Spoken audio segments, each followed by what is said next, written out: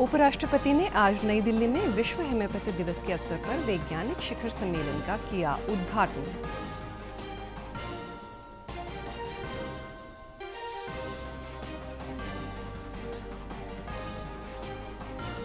Covid प्रबंधन की तैयारियों की समीक्षा के लिए आज सभी सरकारी और निजी अस्पतालों में की जा रही है राष्ट्रव्यापी मॉक ड्रिल। और दक्षिणी हरियाणा बिजली निगम के अधिकारियों से बिजली मंत्री ने की बैठक, गर्मी के मौसम में सुचारू बिजली सप्लाई के दिए निर्देश। नमस्कार, चंडीगढ़ से आपका स्वागत है। मैं हूं शैली तनेजा। अब समाचार विस्तार से। उपराष्ट्रपति जगदीप धनखड़ ने आज नई दिल्ली में विश्व हेम्योपैथी दिवस के अवसर पर वैज्ञानिक शिखर सम्मेलन का उद्घाटन किया। इस शिखर सम्मेलन का आयोजन आयुष मंत्रालय के अंतर्गत केंद्रीय हेम्योपैथी अनुसंधान परिषद नई दिल्ली द्वारा किया गया है। इस अवसर पर कार्यक्रम को संबोधित करते हुए उपराष्ट्रपति ने कहा कि स्वास्थ्य देखभाल केवल चिकित्सा उपचार तक ही सीमित नहीं है, बल्कि इसमें एक व्यक्ति की शारीरिक, मानसिक और भावनात्मक सेहत और एक समुदाय का सामाजिक और आर्थिक परिवेश भी शामिल होता है।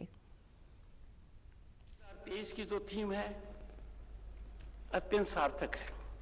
होम्योपैथी परिवार, एक स्वास्थ्य एक परिवार। दुनिया में भारत का डंका तो बज ही रहा है। We are on the rise as never before. मेरे सामने जो यंगस्टर्स हैं, you are the real soldiers, warriors of 2047। Bharat 247 में क्या होगा? और वो तभी होगा जब हम स्वस्थ रहें, भारत पर गर्व करें, भारतीयता पर गर्व करें। उपराष्ट्रपति ने कहा कि भारत की G20 की अध्यक्षता एक आदर्श वाक्य एक पृथ्वी, एक परिवार, एक भविष्य है और बिना स्वास्थ्य के कोई भविष्य नहीं हो सकता। इस अवसर पर केंद्रीय आयुष मंत्री सर्बानंद सोनोवाल, आयुष राज्य मंत्री डॉक्टर मुंडपारा महेंद्र भाई भी उपस्थित रहे। ये दिवस हर वर्ष 10 अप्रैल को हेम्योपैथी के संस्थापक डॉक्टर कृषि वीएन फ्रेडरिक सैमुअल हैनीमैन की जयंती के उपलक्ष्य में मनाया जाता है। कोविड प्रबंधन की तैयारियों की समीक्षा के लिए आज सभी सरकारी और निजी अस्पतालों में राष्ट्रव्यापी मॉक ड्रिल आयोजित की जा रही है। ये अभ्यास कल भी जारी रहेगा।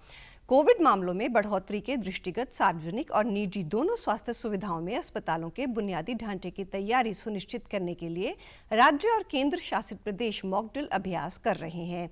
मॉक ड्रिल के दौरान अस्पतालों में कोविड-19 की रोकथाम और प्रबंधन के लिए दवा, आईसीयू बेड और मेडिकल ऑक्सीजन सहित उपलब्ध संसाधनों का आंकलन किया जा रहा है। केंद्रीय स्वास्थ्य मंत्री डॉक्टर मनसुख मांडविया ने शुक्रवार को राज्यों के स्वास्थ्य मंत्रियों के साथ एक वीडियो कॉन्फ्रेंस के माध्यम से समीक्षा बैठक की थी। इस बैठक में उन्होंने राज्यों के स्वास्थ्य मंत्रियों के साथ कुछ राज्यों में कोविड संक्रमण बढ़ने के दृष्टिगत कोविड प्रबंधन और टीकाकरण की प्रगति का आंकलन किया था। केंद्रीय मंत्री ने बैठक के दौरान सभी राज्यों के स्वास्थ्य मंत्रियों से आज और कल सभी अस्पतालों में मॉक ड्रिल करने को कहा था। हरियाणा के मुख्यमंत्री मनोहर लाल ने जनसंवाद कार्यक्रम के दौरान कहा कि राज्य सरकार गरीब और जरूरतमंदों की सरकार है। हम उनके कल्याण के लिए निरंतर काम कर रहे हैं।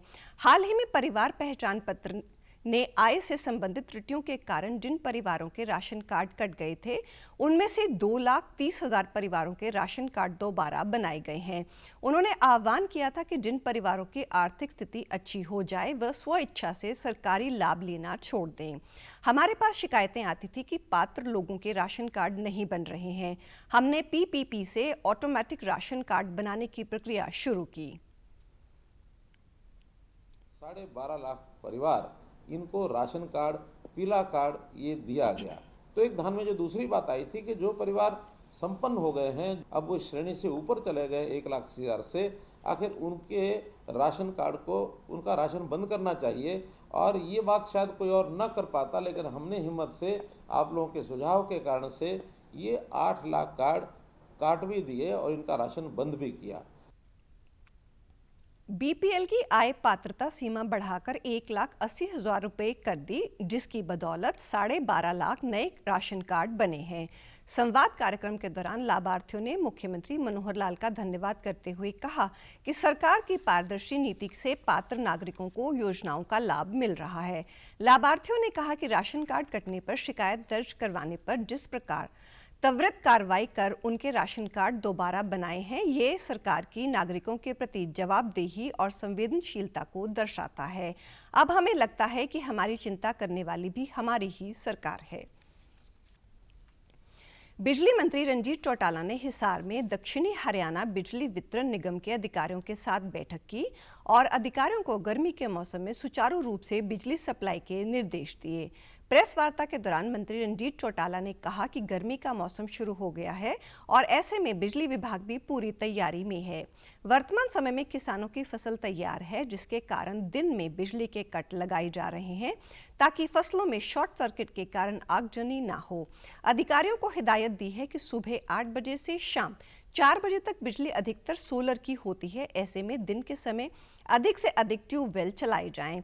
बिजली मंत्री ने बताया कि कुसुम योजना के तहत सोलर कनेक्शन देने में राजस्थान के बाद हरियाणा का दूसरा स्थान है। प्रदेश सरकार ने 1 लाख सोलर कनेक्शन देने का लक्ष्य रखा है, जिसमें से 40,000 कनेक्शन दिए जा चुके हैं।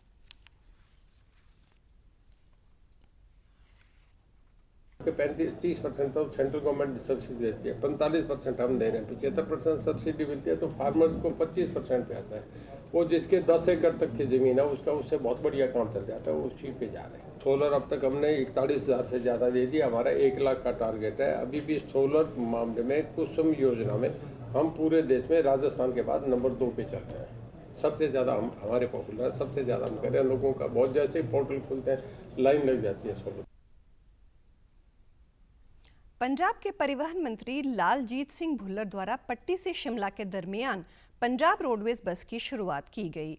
परिवहन मंत्री ने पट्टी बस स्टैंड से बस को हरी झंडी दिखाकर रवाना किया। इस दौरान लालजीत सिंह भुल्लर ने कहा कि ये बस सुबह 10:20 पर पट्टी से चलेगी और वाया अमृतसर, जालंधर और चंडीगढ़ होते हुए रात 10:30 बजे शिमला पहुंचेगी और इसी तरह से अगले दिन सुबह 7:10 पर शिमला से वापसी करेगी।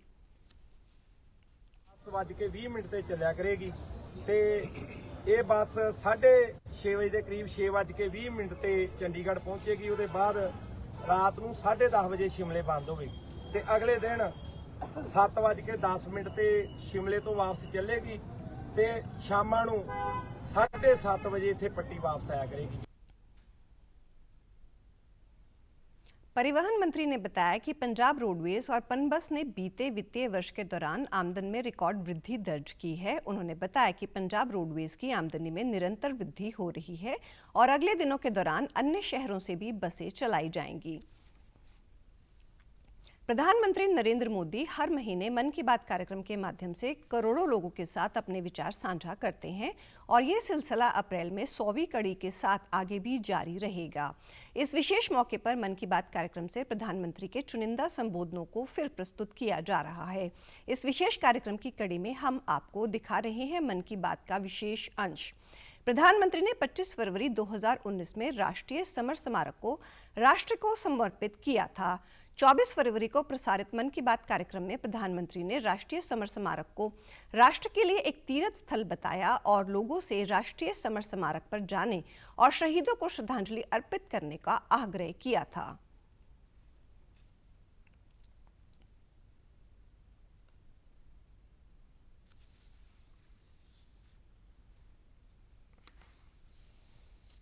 मुझे विश्वास है कि देशवासियों के लिए राष्ट्रीय सैनिक स्मारक जाना किसी तीर्थ स्थल जाने के समान होगा।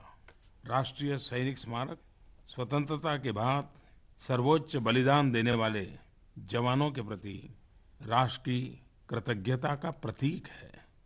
स्मारक का डिजाइन हमारे अमर सैनिकों के अदम्य साहस को प्रदर्शित करता है। राष्ट्रीय सैनिक स्मारक का कॉन्सेप्ट 4 कोसेंट्रिक सर्कल्स यानी 4 चक्रों पर केंद्रित है, जहां एक सैनिक के जन्म से लेकर शहादत तक की यात्रा का चित्रण है।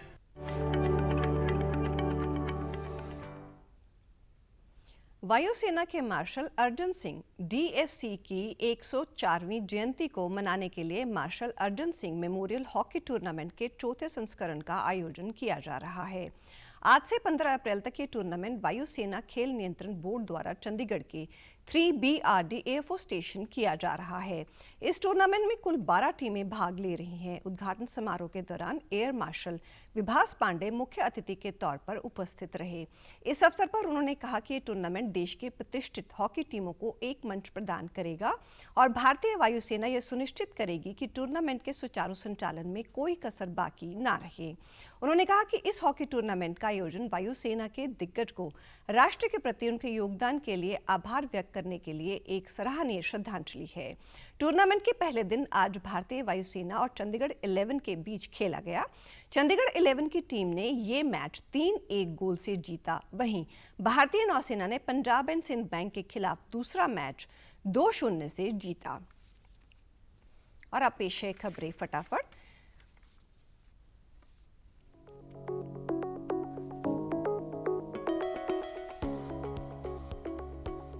देश में कोविड के 5,880 मामले आए सामने। ट्राई सिटी में एक दिन में कुल 127 संक्रमित। खालसा साधना दिवस के अवसर पर पाकिस्तान के श्री पंजा साहिब के लिए 1052 सिख श्रद्धालु हुए रवाना। पंजाब में 35 डिग्री पहुंचा पारा। मौसम विभाग के अनुसार अगले 4 दिन में 3 डिग्री तक तापमान बढ़ने के आसार। गवर्नमेंट कॉलेज ऑफ आर्ट में वार्षिक कला प्रदर्शनी का आयोजन। लगभग 330 युवाओं की और 1000 अन्य कृतियों को किया गया प्रदर्शित। और आप हमारे समाचार YouTube channel DD news Chandigarh, Facebook DD news Chandigarh और Twitter handle DD news CHD पर भी देख सकते हैं। इसी के साथ चंडीगढ़ से समाचारों का सिलसिला समाप्त होता है। नमस्कार।